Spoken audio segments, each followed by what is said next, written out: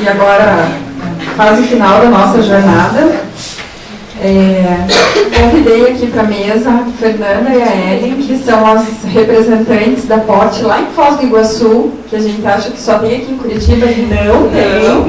Temos Foz do Iguaçu e temos Maringá, que começou no mês passado.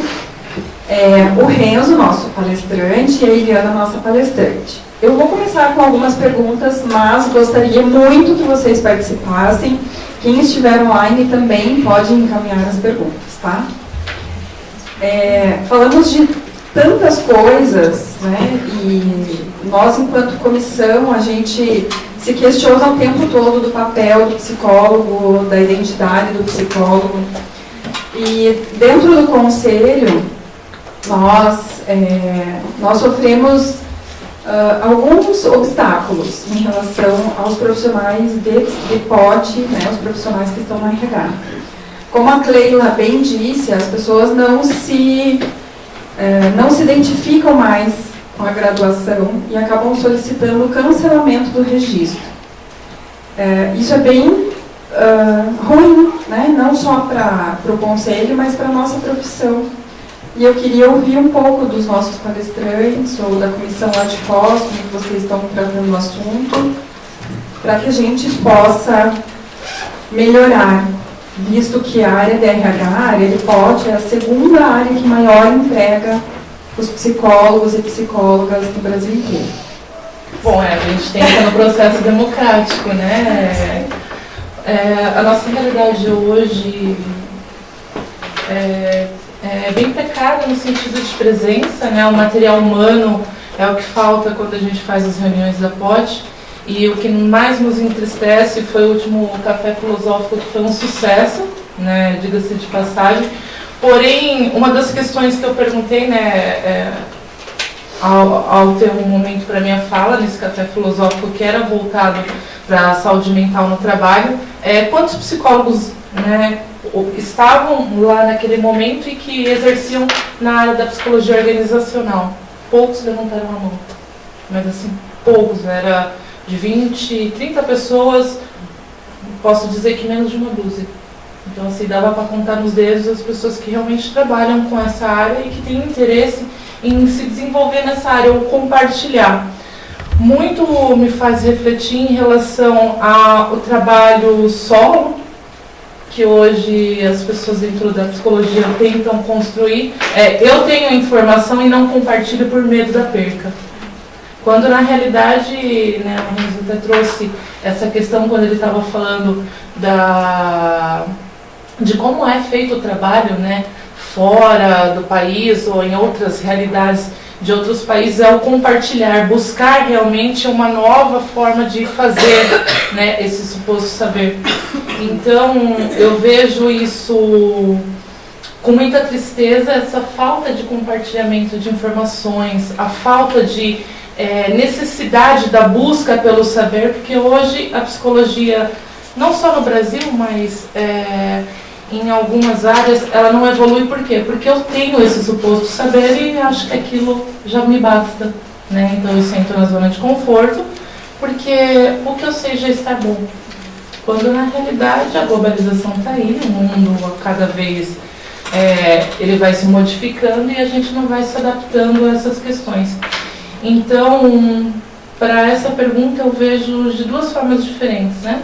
Uma eu acabo me acomodando na situação na qual eu estou, que para mim está tudo bem, obrigada, ganho um salário fixo dentro daquilo que eu exerço numa empresa privada e não existe a necessidade de mudança.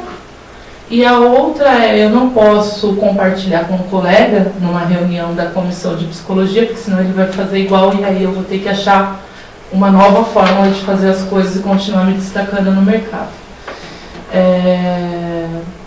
Então, dentro daquilo que você, né, colocou, quais as dificuldades que a gente vem encontrando, e nas reuniões da POT em Foz do Iguaçu, a gente sabe, né, se sabe que tem bastante psicólogo que está na área organizacional, alguns não são atuantes e outros se escondem como se tivesse realmente achado um baú de tesouro e não pode dividir com ninguém aquela informação.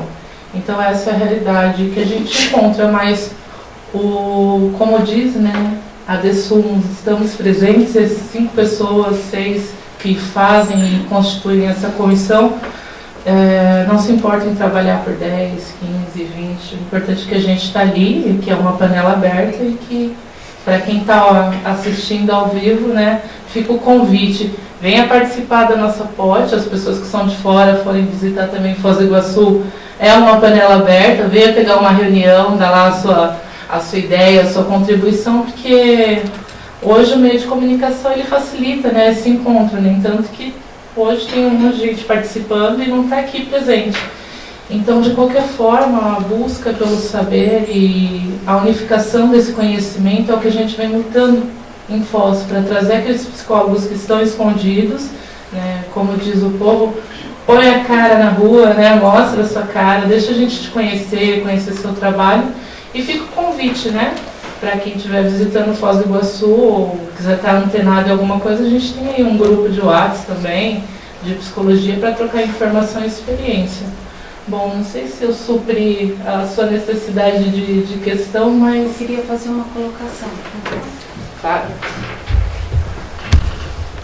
Em relação a essa questão de muitos psicólogos cancelarem o seu registro depois que entram na área organizacional ou não se identificam. Eu vejo que a linha é tênue entre o administrativo e a área de atuação do psicólogo, né? O psicólogo se envolve muito na área administrativa da organização, mas, por outro lado, acho que falta, talvez, nós como profissionais, né, mais especializados na área de organizacional, colocarmos isso e conscientizarmos os nossos colegas que estão iniciando, talvez, da importância do psicólogo, né, ao administrador, o economista e o psicólogo. E a visão psicológica eu vejo muito importante, eu vejo no meu próprio trabalho. Entendeu? Eu estou constantemente em contato com administradores ali do meu setor e eu percebo que o meu conhecimento em psicologia e no desenvolvimento humano é um diferencial. E aí tem que se ter aquele cuidado, né, para que a organização não nos absorva, assim, de forma que a gente perca o todo, né, para que a gente consiga visualizar, né, me ver fora também da situação, tanto dentro quanto fora, visualizar no que eu posso contribuir ali, e não que aí é aquele equilíbrio entre satisfazer as necessidades da instituição e também dos servidores, né, dos funcionários, colaboradores que têm as suas necessidades também. Eu iria deixar passar batido, mas não posso. Tem a questão também, quando a gente fala de fazer a parte administrativa, que as pessoas acabam se confundindo um pouco do que é o RH, do que é o psicólogo organizacional e do que é o departamento pessoal. Então, muitos entram na área para fazer uma coisa e se submetem a outra, até por algumas questões de, olha, eu preciso do emprego. Então, quando você entra e inicia nessa área, que a pessoa fala, olha, você tem tais tarefas para fazer, alguns percebem que, olha, eu posso usar o teste aqui, eu não preciso pagar o CRP. Está errado. Olha, eu posso sim assumir como supervisora de recursos humanos. E eu não preciso pagar o CRP, e eu continuo usando o teste.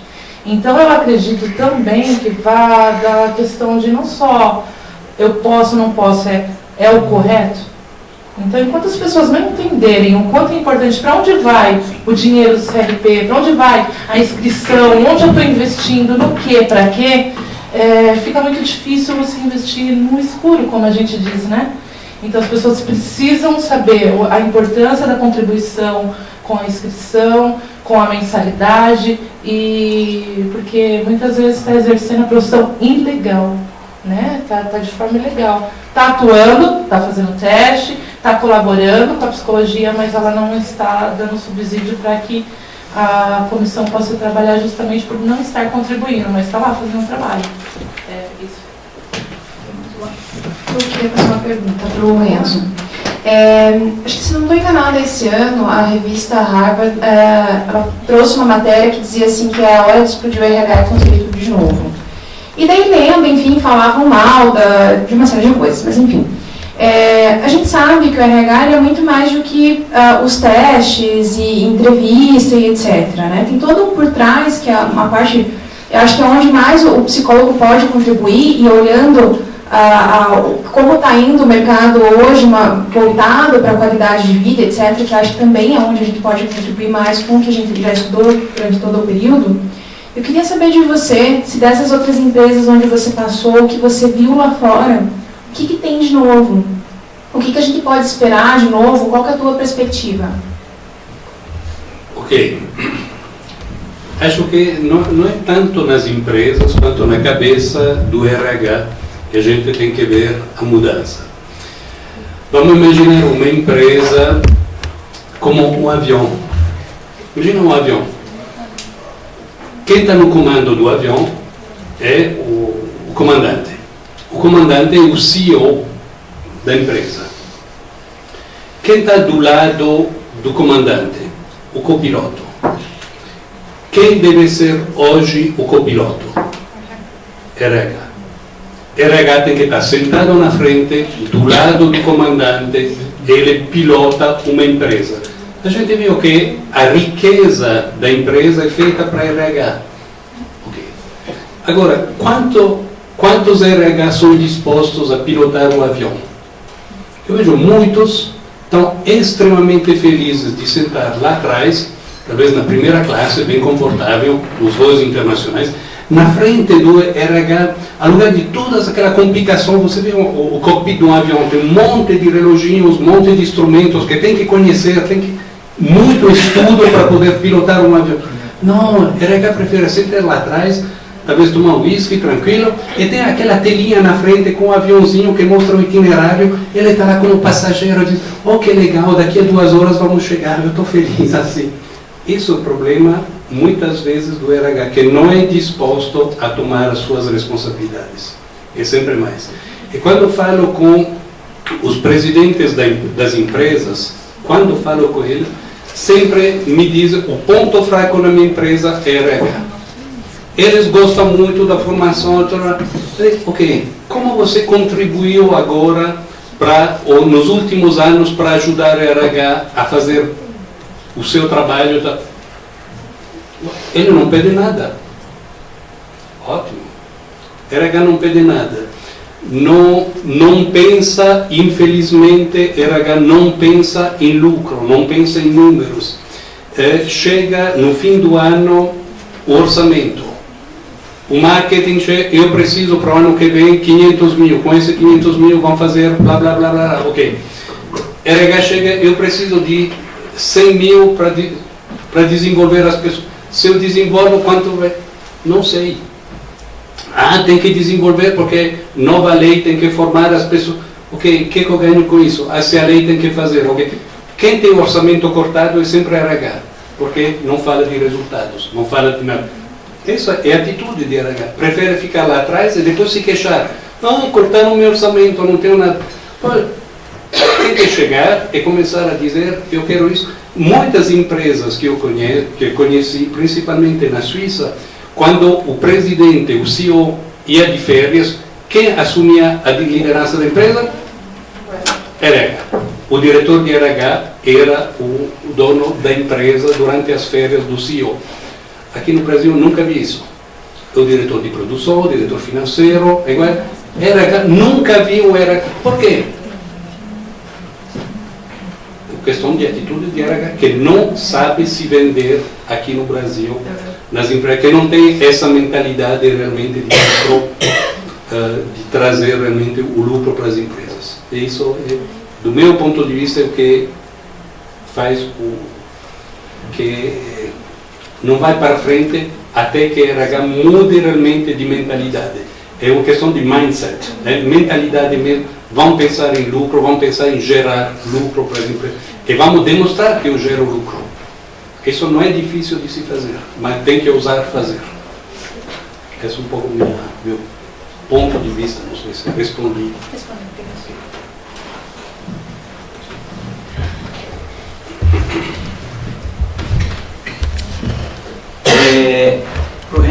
Eliana, eu achei que as ferramentas são muito interessantes. Que comparações vocês podiam fazer entre as ferramentas? O mapa e o label? Olha, desafiou.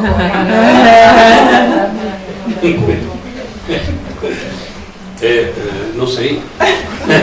Também Não sei, é difícil. O que eu posso dizer sobre o label que tentei mostrar é um pouco difícil, mas a tecnologia que tem para a construção do label, atrás disso, é completamente revolucionária.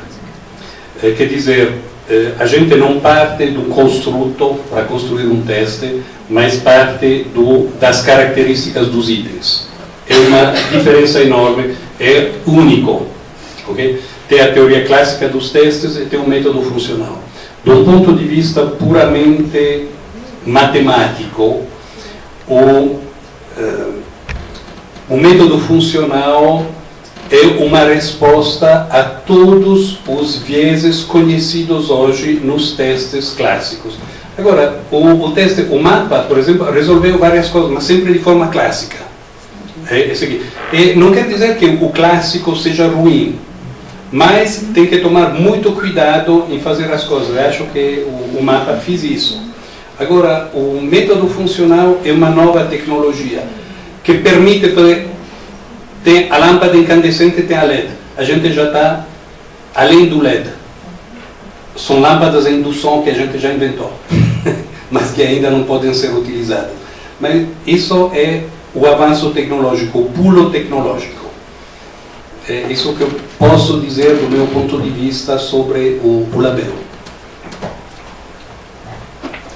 Bem, eu acho que tanto um teste quanto o outro, o grande diferencial de ambos, né, são testes que estão, pelo que o Enzo citou do dele, né, e aí eu posso garantir em termos do mapa, são testes que estão constantemente sendo estudados, avaliados, pensados dentro de um novo contexto, né, assim, cada vez mais com recursos tecnológicos mais potentes e, assim, são ferramentas vivas hoje, né, assim, diferente de muitas ferramentas que tem por aí, que uma vez lançado, ela ficou lá, ela morreu no tempo, você não tem material humano trabalhando nele.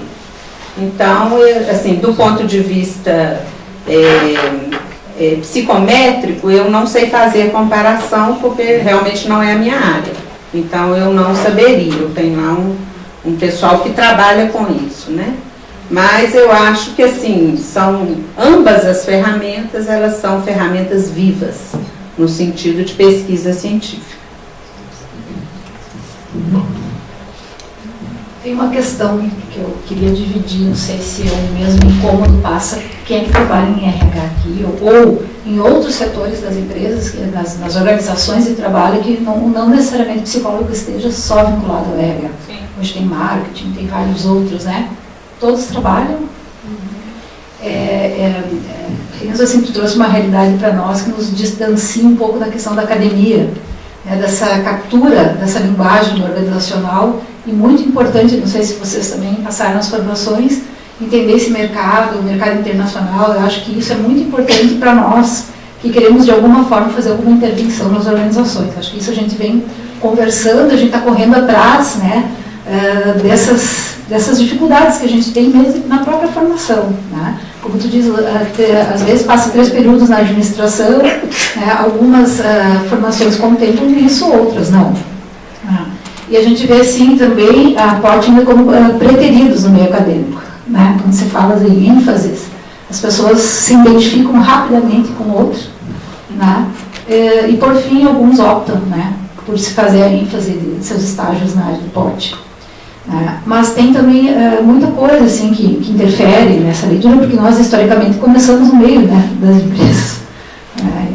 A própria inserção da psicologia científica tem muito a ver, né, com as inserções, né, das produções nas empresas, né, nas organizações iniciais, né, que antecede quase a Revolução Industrial.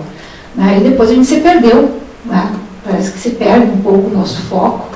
E quando a gente está falando do papel do psicólogo, a gente fala automaticamente em RH.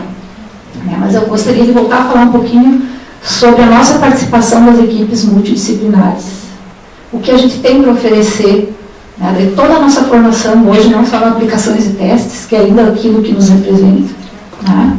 Mas uma coisa que me incomoda um pouco quando a gente fala desse RH, ou nós inseridos, né, nessa equipe multidisciplinar, né, não muito ativos mediante esse mercado, novo mercado, mas eu acho que tem muitas coisas que interferem e a gente fica um pouco incomodado, porque também tem a parte cultural das empresas, e culturalmente no Brasil, o RH também nunca teve esse destaque. Ainda a gente é uma caminhada de conquistas. Então não é que a gente às vezes não tenta produzir coisas diferentes. Vai depender muito da cultura e da projeção daquela empresa, organização que a gente se encontra. Não sei se vocês sentem assim. A gente, né, tanto que começa os cortes, essa falta a gente mensurar essa questão da lucratividade, realmente é uma das coisas, uma defasagem grande da gente, né? Só que a gente tem lutado, buscando essas conquistas, mas ainda tem empresas que não dão esse espaço. Então, assim, eu acho que falta ação nossa, mas eu acho que também tem outros fatores que influenciam essa parte mais ativa. Não sei se vocês concordam, né? Por isso que a gente está aqui hoje para discutir isso, né? Porque a gente encontra um psicólogo dentro dessas equipes multidisciplinares.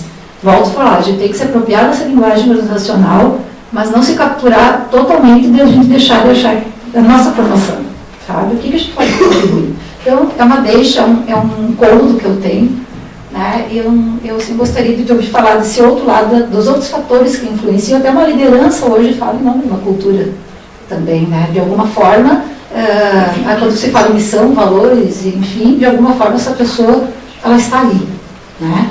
Então, isso que eu gostaria de dividir com vocês, e sei que antes não deu tempo para dividir essa colocação. Muita coisa. Acredito que, até para pegar um pouco, desconstruir RH para fazer. Acho que hoje, quem realmente tem que gerenciar as pessoas no dia a dia é o chefe direto. Ele não tem o conhecimento. Quem vai ter o conhecimento é RH. Sou o psicólogo que entende como as pessoas funcionam, sabe qual é o potencial de cada um. Se ele fez um bom trabalho, sabe o que o gerente pode pedir a cada um dos seus funcionários. Eu vejo RH de duas formas, falando de forma muito ampla de RH. Um diretor de RH deveria, de um lado, sair da empresa. Sair da empresa quer dizer que a experiência que eu tive na Suíça, numa região que estava se desertificando, os habitantes estavam indo embora dessa região. E economicamente um grande custo. E montamos com alguns empresários uma coisa fantástica, uma escola técnica, e os jovens engenheiros que saíam de lá sempre iam em outras regiões do país para trabalhar. E com os empresários montamos alguma coisa para falar nessa escola, tem que nos formar para os próximos 3 anos, vão precisar de tantos engenheiros dessa micromecânica, tantos engenheiros de metalurgia, etc. Se você não forma, essas pessoas vão garantir o emprego aqui nessa região. Poxa, RH começou a discutir com a formação para dizer, previsível, daqui a tantos anos eu necessito de tantas pessoas para trabalhar com as escolas técnicas. Isso teve um impacto muito bom, porque as pessoas tendo um emprego garantido durante o primeiro ano, garantido mesmo, começaram a ficar na região, fazer famílias, etc. Uma região que se revitalizou. Isso é um grande trabalho de RH, importante. Outro trabalho que a RH tem que fazer, dentro da empresa, cuidar do bem-estar das pessoas. E isso, como é que pode fazer? É cobrando cada gestor. Eu vejo que RH deveria realmente ficar atrás de cada gestor. Olha, teu cara, outro dia eu vi, não tá mais sorridente nesses últimos tempos. O que está acontecendo? Não reparei. Vai, discute com ele, vai lá, me faz um relatório depois do que está acontecendo. RH não ousa fazer isso. Isso é um problema. Isso é uma questão de proatividade que a RH deveria fazer. Isso que eu vejo, que em algumas empresas onde as pessoas são felizes, têm um turnover muito baixo, ganham bem, são sorridentes, a empresa tem um bom resultado, RH é extremamente ativo com todos os diretores, todos os gestores, todo mundo. Essa é uma grande atividade que a RH tem que fazer. Não é se fechar num escritório ou fazer outra coisa. Tem que ser muito ativo dentro da empresa e fora da empresa. Eu acho que seria muito interessante, a Fernanda falou das pessoas que não ousam compartilhar o conhecimento. Poxa, que melhor que falar com outro RH de uma empresa similar. Qual é a tua dificuldade agora? Eu esse aqui consegui resolver dessa forma. Você como é que faz? E com essas trocas, claro que nem todo mundo vai participar, mas com essas trocas a gente consegue fazer as coisas. Agora, um ponto que é importante, já escrevi vários sobre o assunto, não acreditem no benchmark. Não é porque na empresa A foi solucionado um problema dessa maneira que vai funcionar na nossa empresa. Não. Só peguem a ideia, transformem, peguem as ideias, tudo e criem a própria solução. O benchmark é só para saber se eu trabalho bem ou não é para ser copiado. Porque senão não funciona. Quando eu falei lá, no site da Moitica tem uma parte de publicações, você pode encontrar tem mais de 200 artigos e tem também no Facebook, cada semana publico alguma coisa. Isso é realmente vulgarização científica. Sempre tem uma mini bibliografia, são 2 páginas, 3 no máximo, que explicam várias coisas sobre o gerenciamento das pessoas nas empresas, o que pode ser feito. Mas RH tem que ser muito, muito ativo, muito proativo. Isso é o que constato que, infelizmente, não acontece muito, às vezes para pudor, para não ousar, porque por algum complexo, não sei porquê, as pessoas não ousam, mas deveriam. Não tem como não fazer. Acho que todo mundo é igual nas empresas. RH tem que ser consciente realmente. Dei de propósito a imagem do avião. O copiloto de uma empresa tem que ser RH. Sim. Mas tem que fazer no próprio espaço. Mas a realidade é diferente porque talvez quem deve ser copiloto não estudou para ter a licença de pilotar um avião. Isso é, quando falo de tem muita coisa atrás. Só para aproveitar essa questão que eu acho que a gente tem que traçar uma paralela, né, com a psicologia organizacional e a clínica. Mesmo porque existe um mito do psicólogo clínico, passivo, zen. E quando você vai para a área organizacional, esse mito ele vem desde da construção teórica na faculdade, né? Psicólogo, mito, né, abre aspas, que o psicólogo ele tem essa tendência a ser mais passivo, ser um bom ouvinte, para tudo isso que você acaba escutando dentro da sua formação acadêmica. Enquanto você vai para a área organizacional, o perfil ele acaba sendo um pouco modificado, porque até nas áreas da psicologia você encontra determinados perfis. Então, quando a gente fala de RH clássico também, né, o RH tradicional, é aquele RH passivo onde todas as pessoas pensam que o RH está ali para pegar o funcionário e falar: coitadinha, me conta seu problema que eu te escuto. Então, existe essa questão de mistificar o RH. Quando, na realidade, hoje, a atualidade, o que ela pede, né? Eu e exerço a função na área, hoje eu percebo que o RH ele tem que ser estratégico. Ele tem que ser estratégico, ele tem que fazer parte do grupo estratégico da empresa.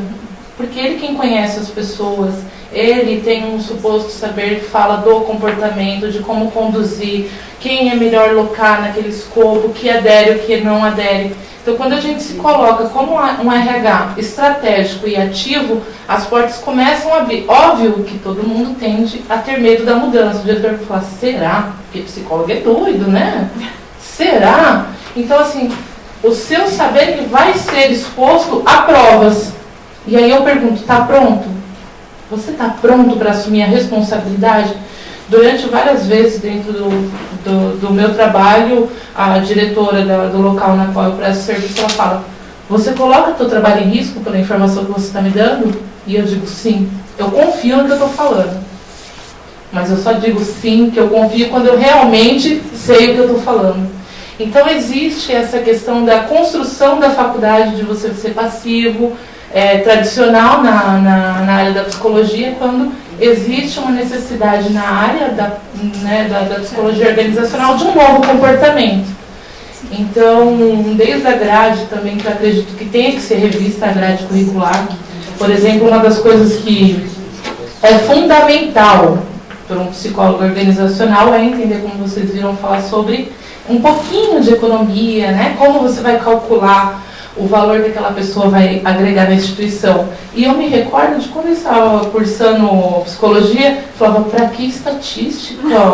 Eu não gosto. E então, assim, eu me lembro, né, que foi a pior matéria que eu fiz dentro da faculdade. O meu desempenho era horrível, porque eu não entendia para que estatística. O que eu quero com matemática? Eu vim fazer psicologia. Quando eu me deparei com a realidade de exercer, eu falei: nossa, faltou a estatística, né? Eu preciso entender o que é uma norma, como é que eu vou fazer uma avaliação se eu não sei o que é uma norma, né? O que é uma média, que é diferente do que é uma norma. Então, esses conhecimentos que realmente faz falta na prática, eles não estão, a gente meio que passa por cima no período de faculdade. E aí eu encontro o psicólogo frustrado, triste porque não está funcionando na instituição, e falando: ai, meu diretor da empresa me escuta, eu sei o que eu estou falando. Então falta um pouco dessa afirmação pessoal de cada profissional: olha, eu sei o que eu estou falando, baseado em X, Y, eu cheguei a esta conclusão. Agora não posso tomar uma decisão, mas o que eu vejo é isso, e eu assumo isso enquanto verdade. Na verdade não é uma pergunta, mas é para trazer uma reflexão que eu tenho me feito, né? Quando o Renzo fala do psicólogo, do RH, olhar para o bem-estar das pessoas, mas olhar o lucro da empresa, tem hora que eu vejo o RH, digamos que ele se banha de outro lado do lucro da empresa, ele faz qualquer coisa a qualquer custo para dar um resultado, e esqueceu de ser o psicólogo organizacional, esqueceu do seu papel de ir, de orientar, de questionar. Então, às vezes, talvez por isso que ele se confunde com o papel do administrador, porque ele está lá na planilha, no cálculo, no número, no resultado, mas não está olhando as pessoas, o bem-estar das pessoas. Então, eu vejo, às vezes, uma oscilação entre um extremo e o outro, e falta encontrar esse equilíbrio. É só uma reflexão.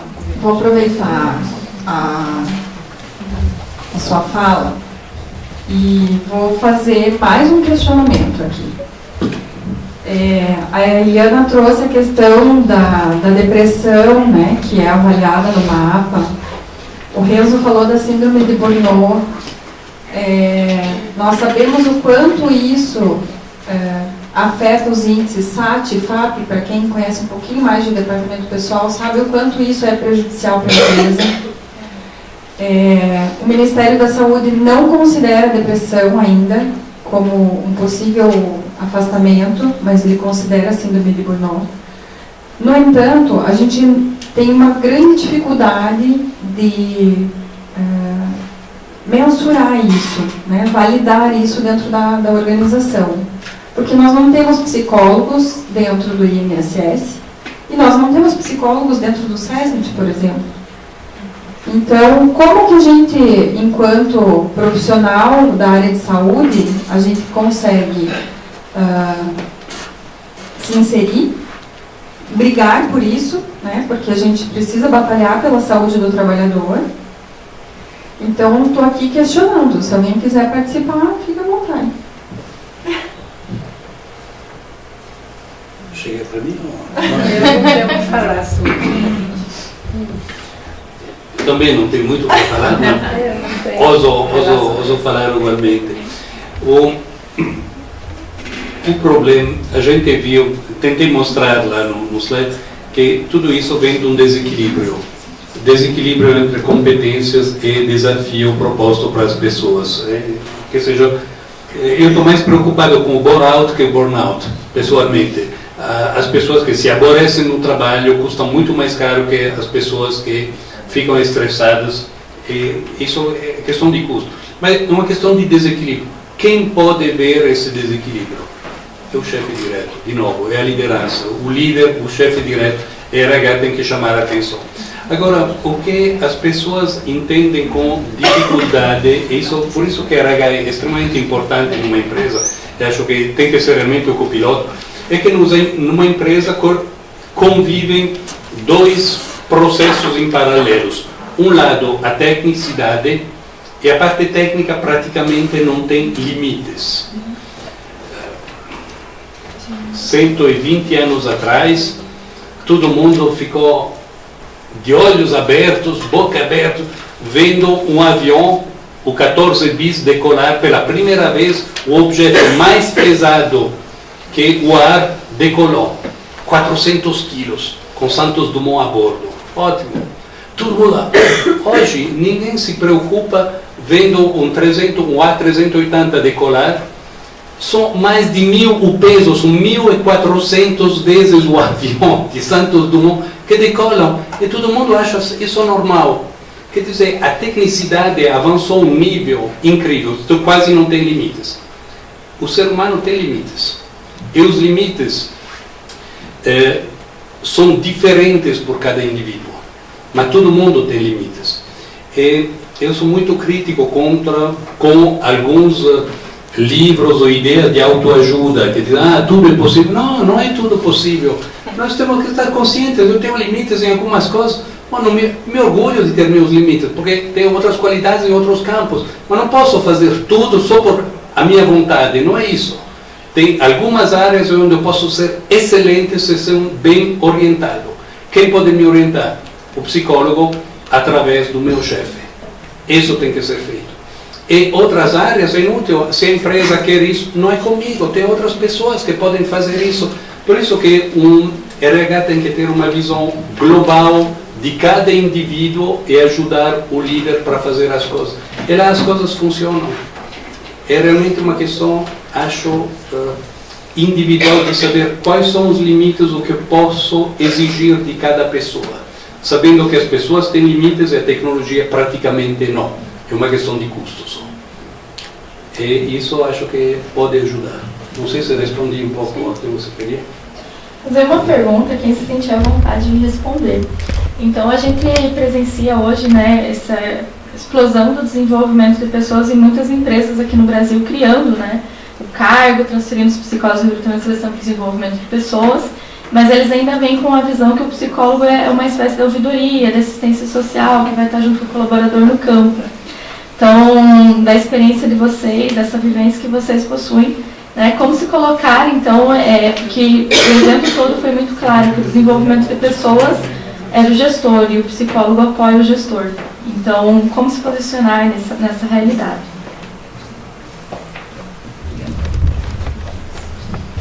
Eu gostaria de voltar um pouquinho à reflexão da minha xará. Eu sou Eliane.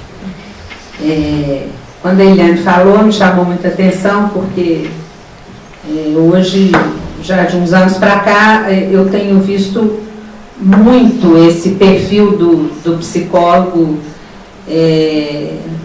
que se bandeou a tal ponto para a questão do lucro, né? Que ele perdeu, assim, quase que a essência da profissão dele dentro de uma organização. Então, é muito comum, às vezes, a gente chegar na empresa e fazer uma proposta, às vezes, dentro do próprio mapa, por exemplo, é muito comum psicólogos formados, bem formados. Ele arruma um relatório para mim, assim, mais simples, simplifica mais ainda.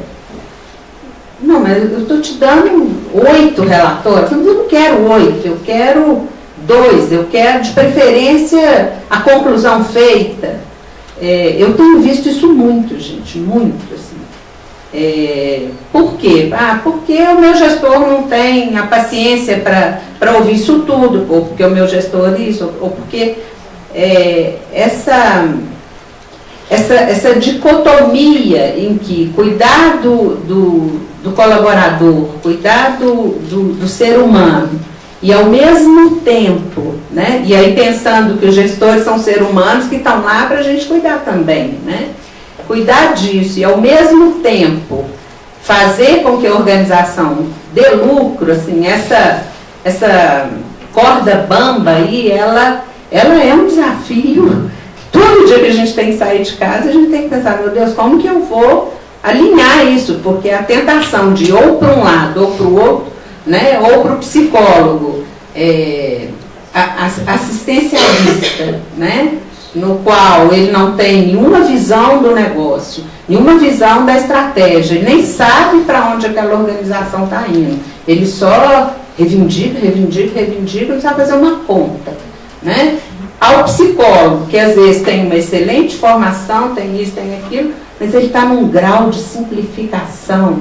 E hoje de manhã a palestrante estava falando assim, né, não querer entender o mínimo ali. Por N motivos, né, não cabe aqui falar, mas eu acho que essa busca de fundamento do que é o ser humano, seja na organização, seja na clínica, seja em qualquer profissão, o que fundamenta o humano, o que é fundamento do humano. Isso a gente tem que buscar na prática da gente, né? Para a gente não ficar aí num cabo de força, um puxa de um lado, outro puxa do outro. Conforme o gestor, esse gestor aqui é mais humano, então esse eu posso usar para esse lado. Não, esse aqui é só negócios, então, né? A gente ter a direção da gente. E eu acho que o caminho é buscar os fundamentos daquilo que caracteriza o ser humano.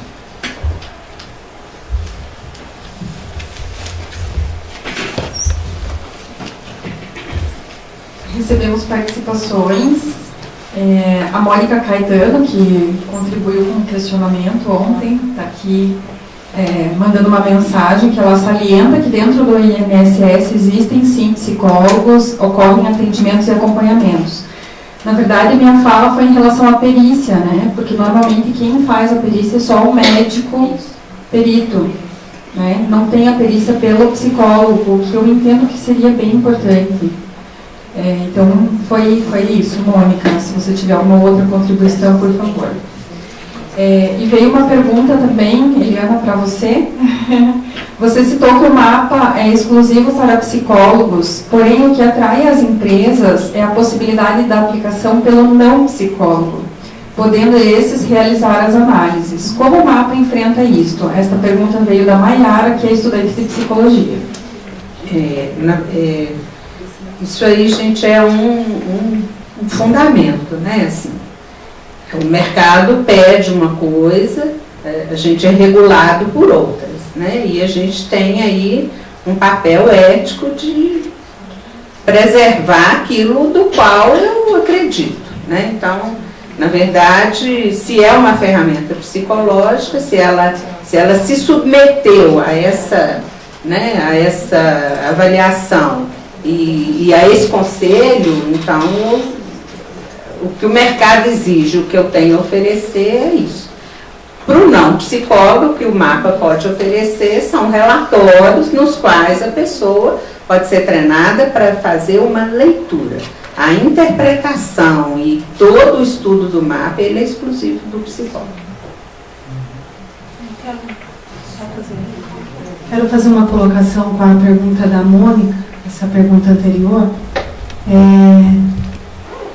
Na empresa que eu trabalho, que é uma universidade federal, as pessoas que têm algum afastamento, os servidores levam até a gestão de pessoas, recursos humanos, os atestados. Então, essa é uma forma que eu encontrei. Por exemplo, eu tenho bastante dificuldades com alguns gestores nessa hora, né? Olha, eu percebo que alguns servidores aí do seu departamento não estão bem emocionalmente, então a gente tenta colocar. Mas até então você precisa provar, você precisa dos números. Então, essa é uma forma que eu tenho encontrado, porque ali, através do CID, né, você consegue visualizar quantas pessoas, né, estão afastadas naquele local, né, por doenças mentais. Então, essa é uma forma que eu encontrei, por exemplo, de ser, né, ouvida, assim, usando os números a meu favor, de encontrar esses números e mostrar. Há pouco tempo teve um caso, e até o mês de abril, maio, assim, os afastamentos somados, eram poucos servidores, dava um ano, dava 360 dias de afastamentos.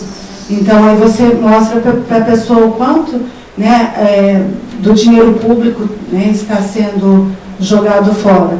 E, então, creio que não tem os psicólogos que fazem especificamente esse trabalho, mas o médico mesmo, ele já vai enquadrar ali no CID, e aí a gente tem como ter uma base. Última pergunta para encerrar, essa vai ser bem dura de responder.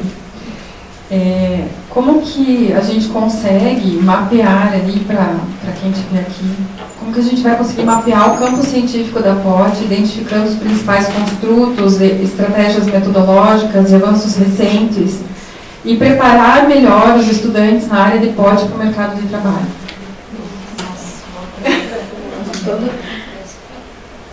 Ouvi rumores aí. Muito boa, gosto disso. Então, assim, bem capciosa a resposta também. Vou voltar a convidar as pessoas para a reunião. Mesmo porque, assim, não existe, acho que, uma forma prática. Olha, vamos fazer X, que isso vai dar certo, vamos fazer Y. Ou eu acho e acredito que tenha que ser feito isso. Eu acredito sim que tenha que ser uma construção em conjunto na qual ela vai levar um tempo. Esse tempo, ele é dado pela experiência das pessoas que estão atuando na área. Olha, eu tentei, não deu certo. E você? Ah, tentou, então vou para 2 deu certo, outra não deu.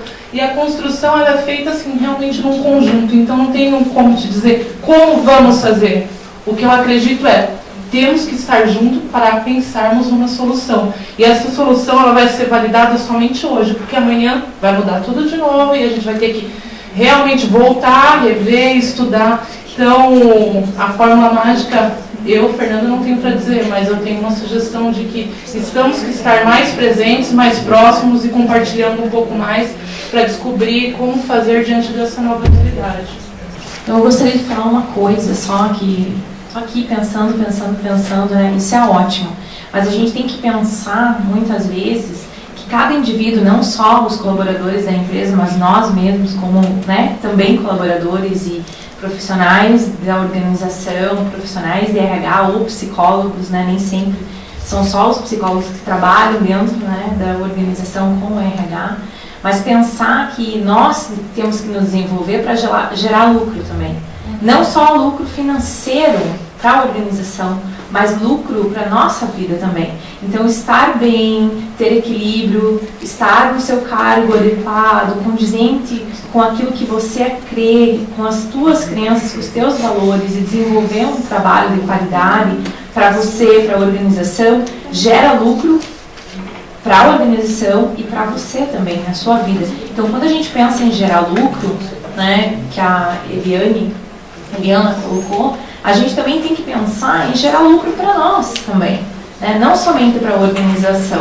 A gente tem que se olhar também e ver assim, opa, eu estou fazendo o melhor de mim, eu estou conforme os meus valores, as minhas crenças, essa é a minha melhor organização para que eu possa desenvolver o meu trabalho. Essa organização me dá abertura para ser um RH estratégico, para ser uma psicóloga dentro de um RH estratégico, porque tem empresas que às vezes não têm, né, essa vontade de ter um psicólogo como RH estratégico.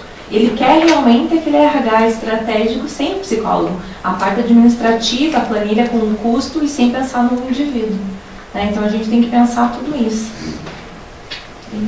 Que bom que você refletiu, Tatiana. Espero que todo mundo tenha refletido realmente durante a jornada. Então, infelizmente, o nosso tempo já extrapolou alguns minutos. Então, para encerrar a jornada, quero agradecer aos palestrantes, o Giovanni, que esteve com a gente ontem, a Cleila, Eliana e Renzo, que acompanharam hoje o dia todo. Agradecer a todas as pessoas aqui presentes, a quem esteve online. Tivemos uma falha aí, mas foi resolvida. Quero agradecer também a atual gestão, a Tempo de Diálogo, pela abertura que tem oferecido ao POT, não só em Curitiba, né, no Paraná, como a gente falou, Foz do Iguaçu, Maringá, que começou recente, e mais ainda por terem aceito nossa proposta e terem firmado o termo de cooperação com a BRH. Sem dúvida, essa parceria só trará benefícios à categoria, não só pelo cunho técnico, científico e cultural, mas também para aproximar as entidades e gerar oportunidades de capacitação e network. Então, esse é o primeiro benefício oferecido pela parceria. Quando vocês entrarem no site do Compar e forem lá nas inscrições, tem o valor separado já para a entidade parceira da RH. E o desconto é bem considerável. O Giovanni, que palestrou ontem, estará também no Compar como palestrante, teremos outras pessoas. Então, se vocês puderem presenciar esse evento, participar desse evento, será bem legal. Que vai acontecer nos dias 22 e 23 de setembro. Ok? Então, agradeço novamente aos palestrantes, a comissão de Foz, que esteve aqui com a gente presente, e a comissão daqui de Curitiba, representada pela Bianca, Patrícia e Letícia, porque... Gente, sem os psicólogos trabalhando voluntariamente dentro do conselho, nada disso seria possível. Então, a jornada só aconteceu porque tem pessoas trabalhando aqui em prol da categoria, em prol da profissão, pensando realmente no desenvolvimento das pessoas. Então, muitíssimo obrigada, e se vocês tiverem interesse, venham fazer parte. Muito obrigada.